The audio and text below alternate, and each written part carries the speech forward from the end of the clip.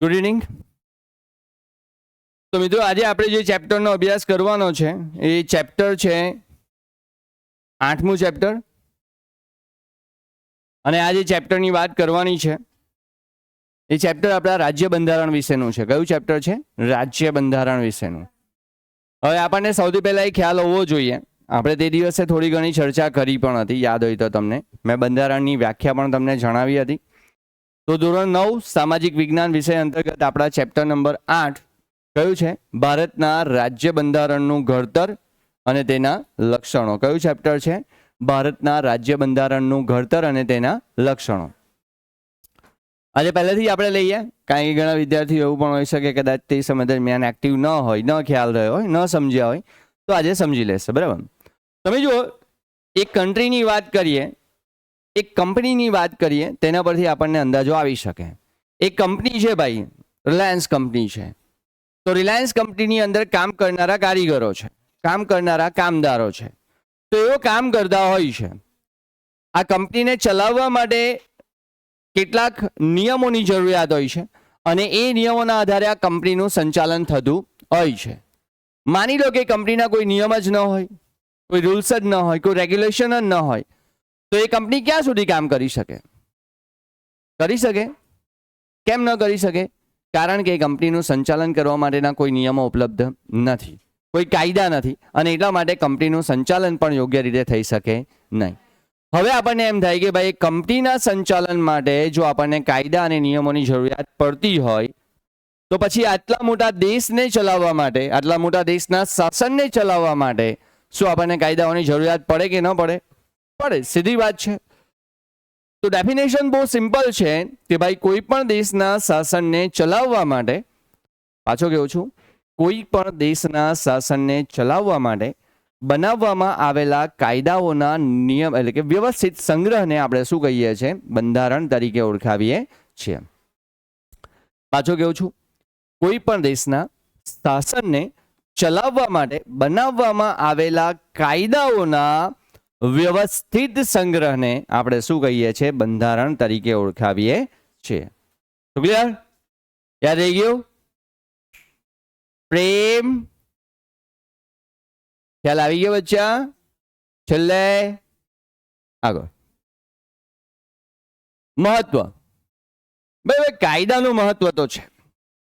આજે માની લો કે ભારત દેશમાં રાજ્ય હમણાં 10 વાગે એટલે નરેન્દ્ર મોદી ટીવી પર આવે છે અને ટીવી પર એવી જાહેરાત કરે છે કે ભાઈ કાલથી દેશમાં કોઈ કાયદો નથી, જેણે જે કરવું હોય તે છૂટ.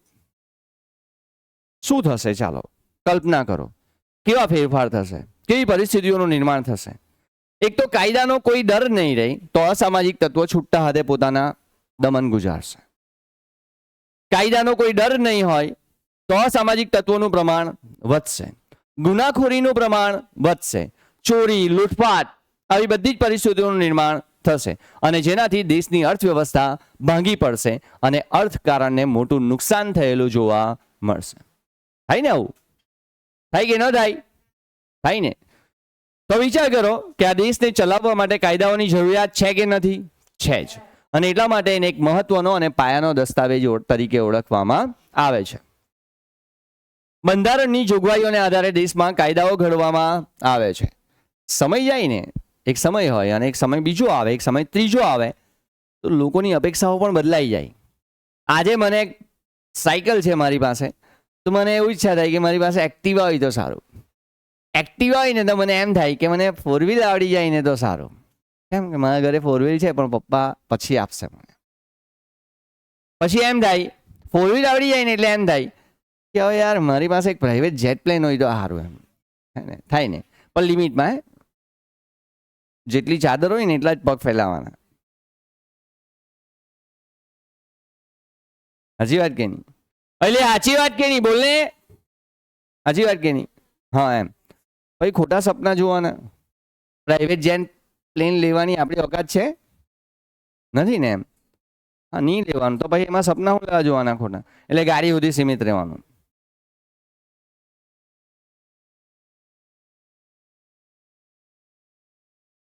તો ભાઈ દેશમાં કાયદાઓ બંધારણ સાથે સુસંગત અને બંધારણની જોગવાઈને આધીન હોવા જરૂરી છે. તો ભાઈ કાયદા તો આપણે બનાવીએ, કાયદાને આપણે અનુરૂપ બંધારણ પણ ચલાવીએ, પણ જો બંધારણને અનુરૂપ કાયદા હોય જ નહીં તો પછી એનો કોઈ અર્થ રહેતો નથી. કાયદા બને તો એ પણ કેવા હોવા જોઈએ? બંધારણને અનુરૂપ હોવા જોઈએ. અને એ શા માટે? તો ભાઈ આપણે કાયદાનો સમાવેશ બંધારણમાં કરેલો છે, એવું છે ના, આપણે બંધારણની અંદર કાયદાઓનો સમાવેશ કરેલો છે, કાયદાની અંદર બંધારણનો સમાવેશ કરેલો નથી. અને એટલા માટે જે કંઈ પણ કાયદાઓ બને છે એ કાયદાઓ કોની સાથે સુસંગત હોવા જોઈએ? બંધારણ સાથે સુસંગત હોવા જોઈએ, નહીતર એ કાયદાનો કોઈ અર્થ રહેતો નથી. હવે બંધારણમાં સમયાંતરે બદલાતી જરૂરિયાતો, અપેક્ષાઓ, આકાંક્ષાઓ, મેં તમને એક ઉદાહરણ આપ્યું હતું તે દિવસે કે ભાઈ જરૂરિયાતો બદલાય છે, અપેક્ષાઓ બદલાય છે, ઈચ્છાઓ બદલાય છે, આકાંક્ષાઓ બદલાય છે. અને જ્યારે આ બધી જ વસ્તુમાં બદલાવ આવે છે ત્યારે નાગરિકની અપેક્ષા પણ સરકાર પાસે વધી જાય છે. સરકાર પાસે જે કંઈ પણ નાગરિકો છે એની અપેક્ષાઓ અને એની જે ઈચ્છાઓ છે એને મૂકે છે, અને ત્યારે સરકારે સમય જતાં એ જે જૂના પ્રસ્તુત કાયદાઓ છે એ પ્રસ્તુત કાયદાઓમાં ફેરફાર કરવાની જરૂરિયાત ઊભી થયેલી જોવા મળે છે. તો ક્લિયર? આમ ઉચ્ચ ભાવનાઓ અને પડઘો હોય છે, તેથી જ બંધારણને જીવંત અને મૂળભૂત દસ્તાવેજ કહેવામાં આવે છે. So that clear? આગળ બંધારણના ઘડતરની પ્રક્રિયા.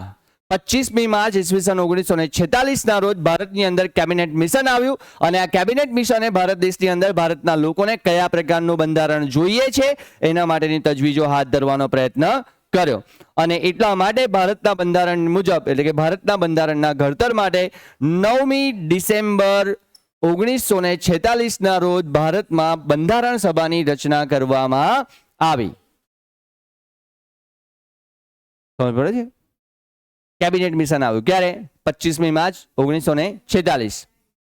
આ શા માટે આવ્યું હતું? કે ભારતના લોકોને કયા પ્રકારનું બંધારણ જોઈએ છે એના માટે રિસર્ચ કરવા માટે, એના માટે આવ્યું. અને આટલા માટે ભારત દેશની અંદર 9મી ડિસેમ્બર 1946 ના રોજ ભારતના બંધારણ સભાની રચના કરવામાં આવી. આ બંધારણ સભામાં ટોટલ કેટલા સભ્યો હતા? 389 સભ્યો હતા. અને એ 389 સભ્યોમાં અલગ અલગ ધર્મ, અલગ અલગ જાતિ, અલગ અલગ કોમના લોકોનો એમાં સમાવેશ કરવામાં આવ્યો હતો. કારણ કે ભારત બહુવિધ ધર્મમાં માનતો હતો, ભારત કોઈ એક ધર્મમાં માનનારો હતો નહીં. અહીંયા ઘણા બધા ધર્મના લોકો રહેતા હતા, ઘણી બધી જાતિઓના લોકો રહેતા હતા, અને એટલા માટે બધી જ જાતિઓના લોકોને આમાં સમાવેશ કરવામાં આવ્યો. અને આમ ટોટલ કેટલા સભ્યો થયા? 389 સભ્યો. 9મી ડિસેમ્બર 1946 થી લઈને ભારતમાં 26મી નવેમ્બર 1949 સુધી ભારતનું બંધારણની પ્રક્રિયા ચાલી, ઘડતરની પ્રક્રિયા ચાલી. કઈ તારીખથી લઈને?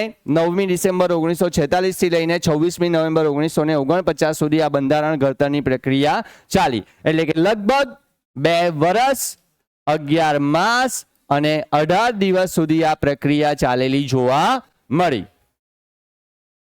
અહીં ધ્યાન આપજો, આ બધું મારા મગજમાં જોઈએ એટલે હું તમને એમાં ચાલુ જ કરી દેવા એમ. ને ચોપડીનું જ યાદ રાખજો, ચોપડીથી વધારે તમને કહેવાય પણ ઓછું નહીં કહેવાય, મારી જવાબદારી. આમાં નહીં આપેલું હોય ને એ પણ તમને સમજાવીશ, બરાબર? ખ્યાલ આવ્યો? હા,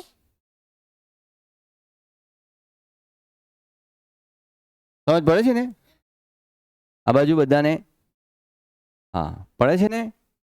હા, છેલ્લે બેટા શું કહે? તો ભાઈ તેમણે બંધારણમાં ઘડતર અંગેનું માળખું ઘડવા માટે બંધારણ સભાની રચના કરી. કઈ તારીખે? 9મી ડિસેમ્બર 1946. કેટલા સભ્યો હતા? ટોટલ 389, જેમાં અલગ અલગ ધર્મ, જાતિ, કોમ, લિંગ અને ભૌગોલિક પ્રદેશોની વ્યક્તિઓનો સમાવેશ થયો.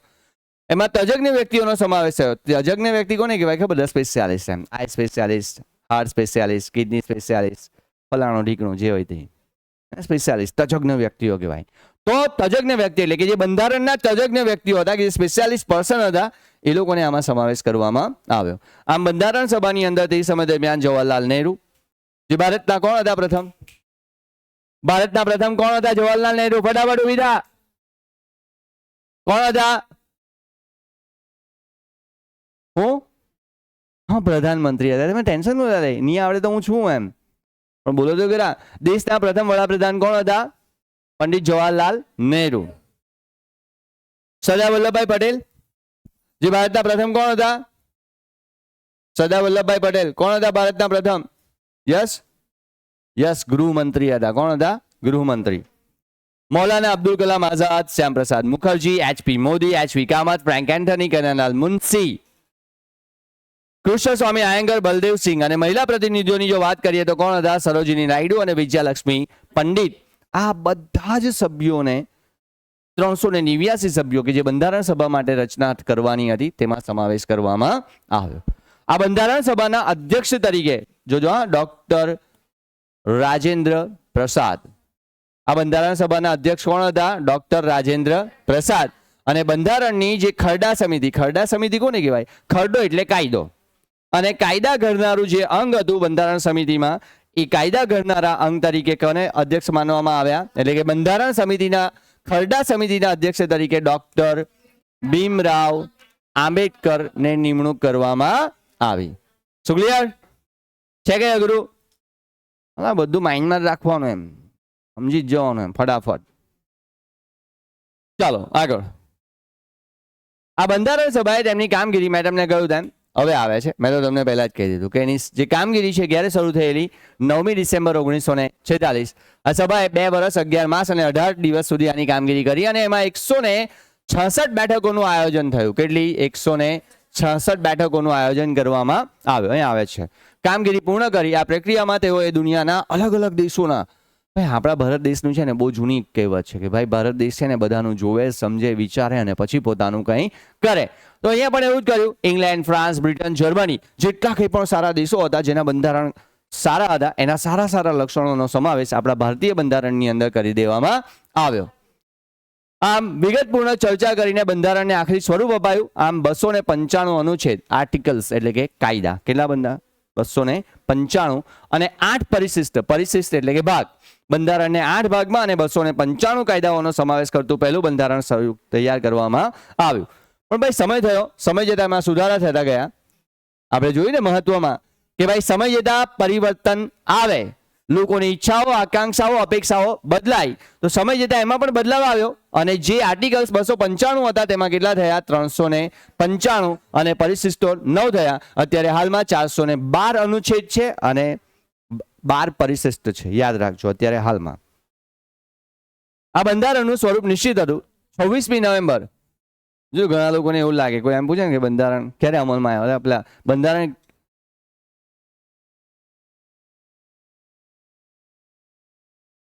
તો જુઓ તમે, આપણું જે બંધારણ છે એ 9મી ડિસેમ્બર 1946 રોજ એની ઘડતરની પ્રક્રિયા શરૂ થઈ અને 26મી નવેમ્બર, કઈ તારીખ? 26મી નવેમ્બર 1949 ના દિવસે ભારતનું બંધારણ સર્વાનુમતે પસાર કરવામાં આવ્યું. આવું કોઈને ખબર જ નહીં હોય. આપણને તો એક જ તારીખ યાદ રહી, બંધારણ વિશે કંઈ પૂછે એટલે 26મી જાન્યુઆરી એમ, હે ને? કોઈ પૂછે તો એક જ તારીખ યાદ આવે ને, 26મી જાન્યુઆરી. એવું નથી. આપણા ભારતમાં 26મી નવેમ્બરના દિવસને બંધારણ દિવસ તરીકે ઓળખવામાં આવે. યાદ રાખજો. કયા દિવસને? 26મી નવેમ્બરને. એટલે કે આ દિવસે ભારતનું બંધારણ બધાએ માન્ય રાખ્યું કે ભાઈ આ બંધારણ ભારતનું બરાબર છે અને એટલા માટે 26મી નવેમ્બર 1949 ભારતનું બંધારણ પસાર કરવામાં આવ્યું. હા, પસાર કરવામાં આવ્યું. બરાબર સમજો. પસાર થયું અને અંદાજિત 2 મહિના પછી, એક્ઝેક્ટ 2 મહિના પછી 26મી જાન્યુઆરી 1950 ના રોજ આ જ ભારતનું બંધારણ અમલમાં આવ્યું. અને તે દિવસને આપણે કયા નામે ઓળખાવીએ? ઉભો થા. આ 26મી જાન્યુઆરી આપણે કયા દિવસ તરીકે ઓળખાવીએ? ઝડપથી બોલ. જોયું? કયા દિવસ તરીકે ઓળખાવીએ? ઉભી થા.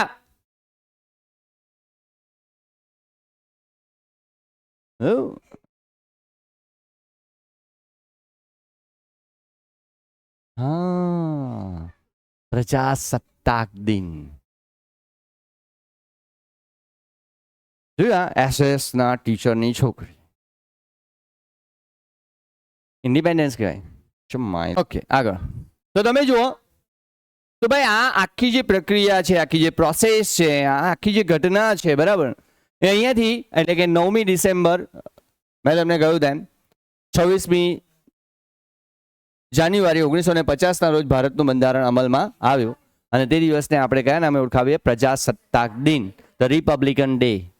ફર્સ્ટ રિપબ્લિકન ડે ક્યારે ઉજવાયો? 26મી જાન્યુઆરી 1950. અને આ દિવસ કયો હતો? 26મી નવેમ્બર આપણો બંધારણ દિવસ હતો. હવે યાદ રહેશે ને? પાક્કું ને? હા, સરસ. આમ જાન્યુઆરીએ પ્રજાસત્તાક દિન તરીકે શાનદાર રીતે ઉજવીએ છીએ.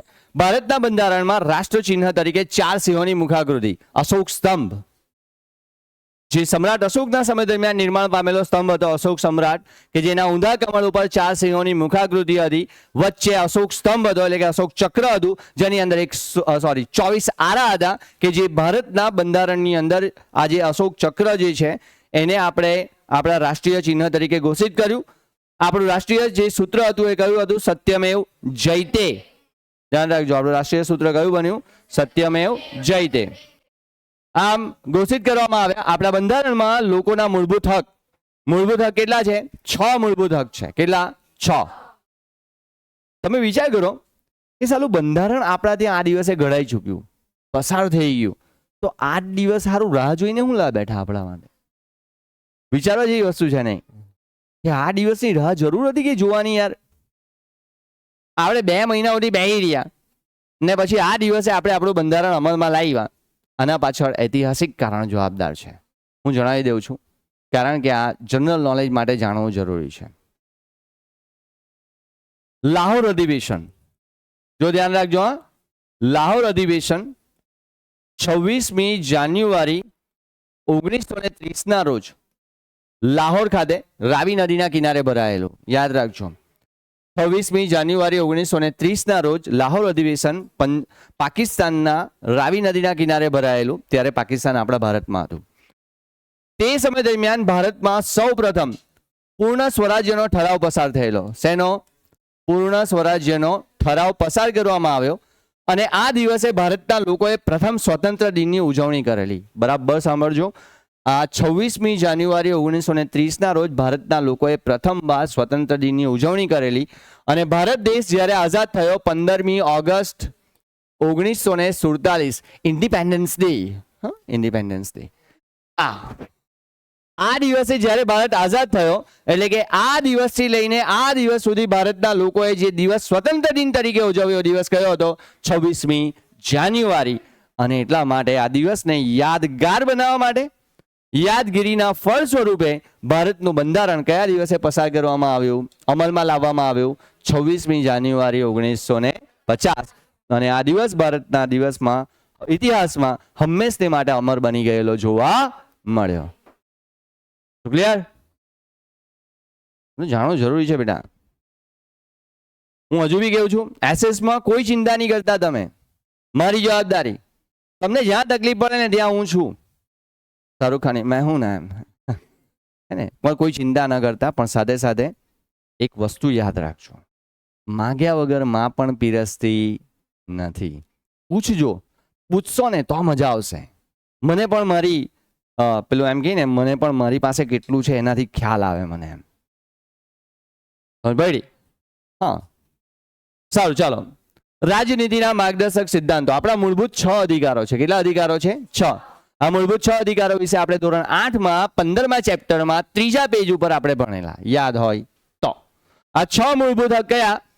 તો ભાઈ, સમાનતાનો હક, સ્વતંત્રતાનો હક, સાંસ્કૃતિક અને શૈક્ષણિક હક, ધાર્મિક સ્વતંત્રતાનો હક, શોષણ વિરોધી હક અને બંધારણીય ઇલાજનો હક. યાદ આવ્યા? આવા 6 હક ભણેલા આપણે. અને આ હક એ શેના માટે છે? નાગરિકના વિકાસ માટે. નાગરિક એ પોતે એનું કોઈ શોષણ ન કરે, એને સમાનતાના આધારે પોતાનો વિકાસ કરી શકે, એટલા માટે બંધારણની અંદર આપણને આ મૂળભૂત અધિકારો આપવામાં આવ્યા છે. જેમાં બંધારણીય ઇલાજના હકને ડોક્ટર ભીમરાવ આંબેડકર કયા નામે ઓળખાવતા? બંધારણના આત્માના નામે ઓળખાવતા હતા. યાદ આવ્યું? આવ્યું? હા, હવે બધું યાદ આવી જાય. કાંઈ એમ કઈ નહીં આવે. સરકારના અંગો અને કાર્યો, વહીવટી કેટલીક સૂચનાઓ, ન્યાયતંત્રની વ્યવસ્થા, અનેક મહત્વની બાબતોનો સમાવેશ થાય છે. ભારતનું બંધારણ વિશ્વમાં, ધ્યાન રાખજો, ભારતનું જે બંધારણ છે વિશ્વમાં સૌથી મોટું, સૌથી બહુચર્ચિત અને સૌથી વિસ્તૃત માનવામાં આવે છે. સૌથી વિસ્તૃત, સૌથી મોટું લેખિત બંધારણ જો કોઈ હોય દેશનું, તો કયા દેશનું છે? ભારતનું છે. લગભગ દુનિયાના મોટા ભાગના દેશોના બંધારણો લેખિત સ્વરૂપમાં જ જોવામાં આવે છે. એનું પણ રીઝન છે, કારણ કે જે દુનિયાના દેશોના બંધારણ લેખિત સ્વરૂપમાં હોય છે એમાં પરિવર્તન કરી શકાય છે, અને એટલા માટે જ ભારતનું બંધારણ પણ સુપરિવર્તનશીલ ગણવામાં આવે છે. So that clear?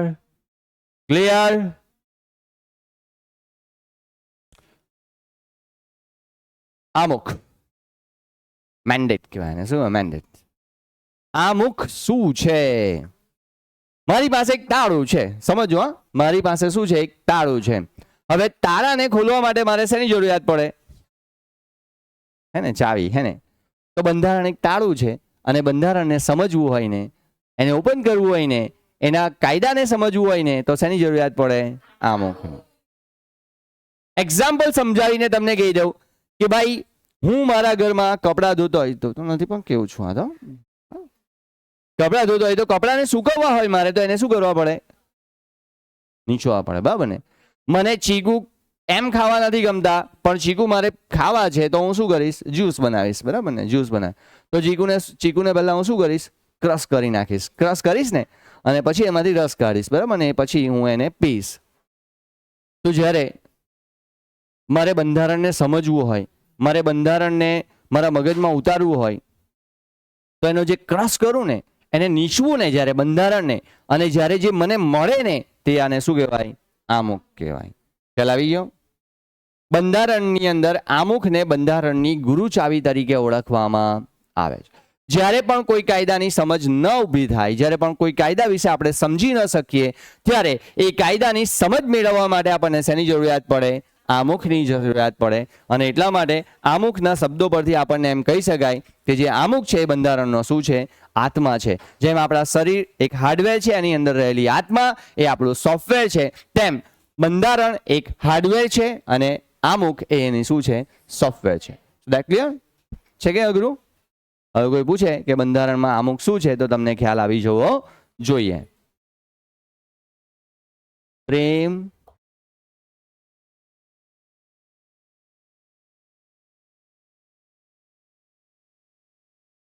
ચાલો હવે વાત કરીએ.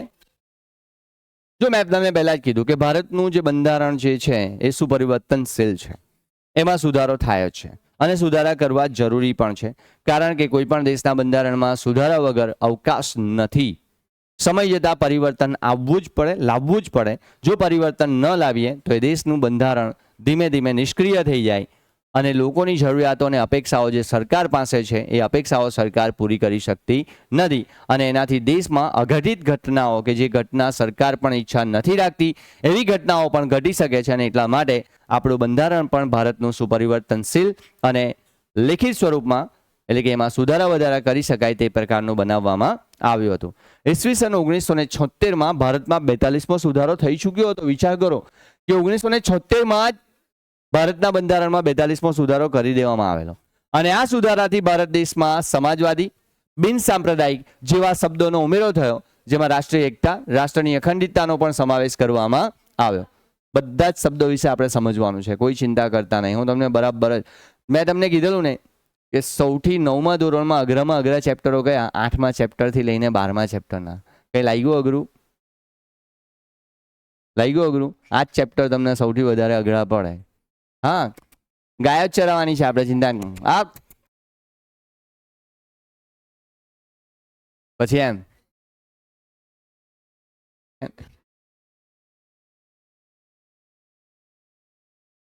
સારું સારું. આમુખ બંધારણના મૂળભૂત હેતુઓ, આદર્શો અને સિદ્ધાંતોને વાચા આપે છે. આમુખ બંધારણના ઉદ્દેશો થકી ભારતમાં, બસ જો આપણું જે બંધારણ છે, આપણા બંધારણની અંદર રહેલું જે આમુખ છે, એ આમુખ એ લોકોમાં એ વસ્તુની પ્રતીતિ કરાવે છે કે ભાઈ કલ્યાણ રાજ્ય બનવું જોઈએ, કલ્યાણ રાજ્ય સ્થાપિત થવું જોઈએ. આપણા બંધારણની અંદર આપણે જે કંઈ પણ સરકારની રચના કરી છે, કે જે કંઈ પણ આપણે સરકાર રચી છે, એ શેના માટે રચીએ છીએ? તો ભાઈ આપણે આપણા માટે જ રચીએ છીએ. આપણે લોકશાહીની વ્યાખ્યા જોઈ હતી કે ભાઈ લોકોનું, લોકો માટે, લોકો વડે. આ વ્યાખ્યાને કોઈ દિવસે સમજ્યા કોઈ દિવસે? કે આ વ્યાખ્યાનો અર્થ શું છે. બસ એટલે જ તકલીફ છે આપણને. આપણે સરકારની રચના કરીએ છીએ તો શા માટે કરીએ છીએ? સરકાર રચના કરીએ છીએ તો એ ક્યાંથી આવે છે, એને શા માટે રચીએ છીએ? હવે અહીંયા સમજો. અહીંયા જુઓ, એક સિમ્પલ વસ્તુ તમને સમજાવું. માની લો કે આ એક દેશ છે. આપણે ભારત દેશની જ વાત કરી લઈએ. વ્યાખ્યા શું છે? લોકોનું. તો ભાઈ કોનું? ભારત દેશના લોકોનું જ. કોનું? ભારત દેશના લોકોનું. તો ભારત દેશના લોકો એટલે કે આ બધી જનસંખ્યા છે. માની લો કે આ ભારતની જનસંખ્યા છે. અલગ અલગ પીપલ્સ છે અને અલગ અલગ સ્ટેટ છે. અલગ અલગ સ્ટેટમાં રહેતા આ લોકો છે, એટલે કે લોકોનું. લોકો માટે તો ભાઈ કોના માટે? આ લોકો માટે જ, દેશના લોકો માટે જ. હવે લોકો વડે અહીંયા સમજો, લોકો વડે એટલે કોણ? તો ભાઈ આપણા ત્યાં કઈ પ્રક્રિયા છે? મતદાનની પ્રક્રિયા છે. એટલે કે આપણે શું કરીએ? આ દેશ છે, આ દેશના લોકો છે અને આમાંથી જ આપણે મત આપીએ. એટલે કે આપણે મત આપીએ, પણ કોને મત આપીએ? આપણા જ પ્રતિનિધિઓને. અહીંયાથી જ ભારતના દેશના લોકોના જ પ્રતિનિધિઓને આપણે શું કરીએ? મત આપીએ અને એમાંથી જ આપણે આપણા પ્રતિનિધિઓને ચૂંટીએ છીએ અને એ ચૂંટાયેલા સભ્યો દ્વારા દેશનું શું થાય છે? સંચાલન થાય છે. એટલે કે લોકોનું, લોકો માટે, લોકો વડે ચાલતું શાસન, એને શું કહેવાય? લોકશાહી કહેવાય. શું કહેવાય? લોકશાહી. શું ક્લિયર? એવું સ્પષ્ટ કરે છે. આમુખ દ્વારા બંધારણના ઘડવૈયાઓના માનસનો પરિચય થાય છે. એટલે કે આ દેશનું જે બંધારણ ઘડનારા લોકો હતા, HP કામત, HB મોદી, સરદાર વલ્લભભાઈ પટેલ, મૌલાના અબ્દુલ કલામ આઝાદ, શ્યામપ્રસાદ મુખર્જી, કનૈયાલાલ મુનશી, વિજયલક્ષ્મી પંડિત, આ બધા જે સભ્યો હતા, જે બંધારણ ઘડનારા લોકો હતા, એ લોકોએ કેટલું જોરદાર બંધારણ ઘડ્યું છે. એ શેના પરથી આપણને? કે આ જે બંધારણ ઘડાઈ ગયું ત્યાર પછી એમના માનસનો પરિચય આપણને થયો કે આ દેશના આ જે નાગરિકો હતા એ લોકો કેટલા હોશિયાર હતા અને કેટલી હોશિયારી વાપરીને આ દેશનું બંધારણ એમણે ઘડ્યું હતું. આમુખનું મહત્વ, બંધારણનો આત્મા કયો છે, તેનું મહત્વ સવિશેષ છે. કોઈ પણ કાયદાના ઘડતરમાં તેને પૂરી રીતે સમજવાના કે અર્થઘટન કરવામાં આ માર્ગદર્શન આપે છે. મેં તમને પહેલા જ કીધું કે જ્યારે માની લો કે કોઈ કાયદા વિશે આપણી સમજ જ ન હોય, કોઈ કાયદા વિશે આપણે સમજી જ ન શકતા હોય, કોઈ કાયદા વિશે આપણા માઇન્ડમાં કંઈ આવતું જ નથી, આપણને એમ લાગે છે કે ભાઈ આ કાયદાનો કોઈ અર્થ જ નથી, જો એને સમજવો હોય તો સૌથી પહેલા આપણે આમુખને સમજવું પડે. કારણ કે આપણા બંધારણને અનુરૂપ આપણે કાયદાઓ ઘડ્યા છે અને કાયદાનો નિચોડ શેમાં છે? આમુખમાં છે. અને એટલા માટે કહેવાય કે બંધારણનું મહત્વ જે છે એટલું જ મહત્વ આમુખનું પણ રહેલું જોવા મળે છે. આદર્શ કાયદો ઘડવા પાછળ સંસદની નીતિ શું જવાબદાર હતી? આ જાણવામાં અમુક એટલે કે મદદરૂપ થાય છે. આ પ્રકારની મુશ્કેલીઓ નિવારણ અર્થે કાયદાને ઘડવામાં આવે છે. તેનો નિર્દેશ આપણને આમુખમાંથી જ સ્પષ્ટ થયેલો જોવા મળે છે. મેં તમને પહેલા જ કીધું કે ભાઈ આપણા ત્યાં જે કંઈ પણ કાયદાઓ ઘડાય છે એ કાયદાઓને ઘડવા પાછળ આપણો હેતુ શું હતો? સરકારનો હેતુ શું હતો? ઈચ્છા શું હતી? લોકોની અપેક્ષાઓ શું હતી? આકાંક્ષાઓ શું હતી? એ બધી જ વસ્તુનો નિર્દેશ આપણને શેમાંથી મળે? આમુખમાંથી. અને એટલા માટે જ્યારે કોઈ કાયદાને અનુરૂપ આપણને સમજ ન ઊભી થાય, સમજી ન શકીએ, ત્યારે આપણે આમુખનો અભ્યાસ કરવો સૌથી મહત્વનો બનેલો જોવા મળે છે. આમ આમુખ, મેં તમને હમણાં જ કીધું, આમુખને બંધારણનો શું કહેવાય? અર્ક કહેવાય. અર્ક એટલે રસ. મેં તમને હમણાં જ કીધું ને કે જ્યારે હું બંધારણને એમ નીચવી નાખું ને અને ત્યારે જે મને મળે ને પલ્પ, અર્ક એટલે શું કહેવાય? પલ્પ. ઇંગ્લિશમાં એને પલ્પ કહેવાય. જ્યુસ. શું કહેવાય? જ્યુસ. એટલે કે બંધારણનો જે અર્ક છે એ શું છે? આમુખ છે. તો ક્લિયર? સમજ પડી ગઈ? પાક્કું? ખ્યાલ આવી ગયો બચ્ચાઓ? છે કઈ તકલીફ? જો હું પાછું કહું છું,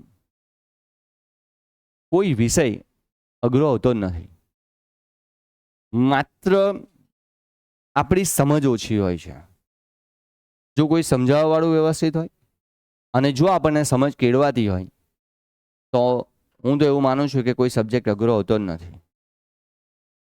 અને આજે પણ કહું છું, તમે સારામાં સારી જગ્યાએ અત્યારે અભ્યાસ કરો છો, કારણ કે અહીંયા જે પણ કોઈ ટીચર છે એ બધા જ ટીચર્સ વેલ એક્સપિરિયન્સ, બધા જ ટીચરો ક્વોલિફાઈડ છે. અને એવું નથી કે હું તમને એવું કહું છું, લગભગ બારડોલીના મોટા ભાગેના ટ્યુશન ક્લાસીસની અંદર મેં કામ કર્યું જ છે. એ કેટલાક જે લોકો જાણતા હશે, અહીંયાથી ઘણા બધા લોકો એવા પણ બેઠા છે કે જેમના મોટા ભાઈ બહેન પણ મારા હાથ નીચે ભણી ચૂક્યા છે. ઘણા બધા એવા સ્ટુડન્ટ્સ છે કે જેને હું જોઈ શકું છું. એમાંથી એવા પણ કેટલાક સ્ટુડન્ટ છે કે જેના ભાઈ બહેન બીજા ક્લાસમાં પણ ભણતા હતા. એટલે કે તમે જે કંઈ પણ સિલેક્શન કર્યું છે ઇઝ અ ગુડ, પણ સિલેક્શન કરવાથી શું થાય? કંઈ થાય નહીં. હું લાખ ચાહે આપવા પ્રયત્ન કરું ને, હું લાખ ચાહે ખવડાવવા પ્રયત્ન કરું ને, પણ એ ખવડાવવા માટે સામેવાળાને ભૂખ હોવી પણ જરૂરી છે. તો એ ભૂખ તમારે કેળવવાની છે. એ જે ઈચ્છા છે, ઈચ્છાઓ તમારે શીખવાની જે ઈચ્છા છે એ તમારે ઉજાગર કરવાની છે. હું નથી કરી શકવાનો.